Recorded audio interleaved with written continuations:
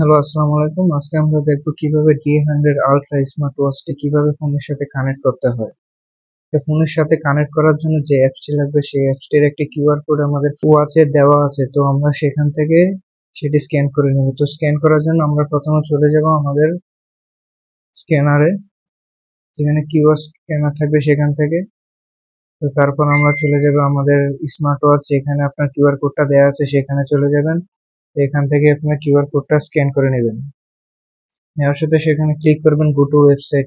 দেন আমাদের স্মার্ট ওয়াচের যে অ্যাপসটি কানেক্ট করতে হবে সেই অ্যাপসটি এসে পড়বে। তো এখান থেকে আমরা চলে যাব গুগল প্লে স্টোর। দেন এখান থেকে আমরা ইনস্টলে ক্লিক করব। অ্যাপসটি ইনস্টল হয়ে গেলে আমরা ওপেনে চলে যাব। তারপর ওপেন থেকে আমরা যাব এগ্রি।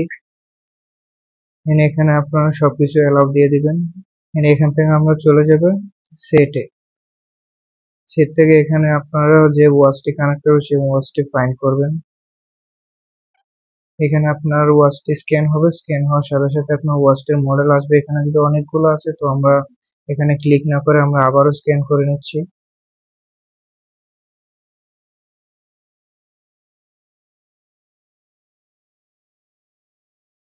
আমাদের স্মার্ট ওয়াচটি কানেক্ট হয়ে গেছে।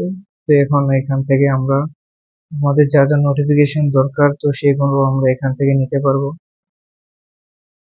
আমাদের কল, তারপরে মেসেজ, এগুলো সবগুলো নিতে পারবো। তো এখান থেকে আমরা অ্যালাউ করে দিব।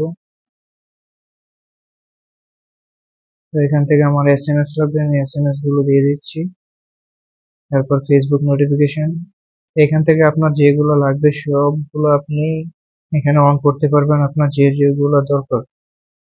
এখান থেকে আমরা যে ডায়াল সেটিং, এখান থেকে আমরা ওয়ালপেপার চেঞ্জ করতে পারবো। এখানে ওয়ালপেপার আছে অনেকগুলো।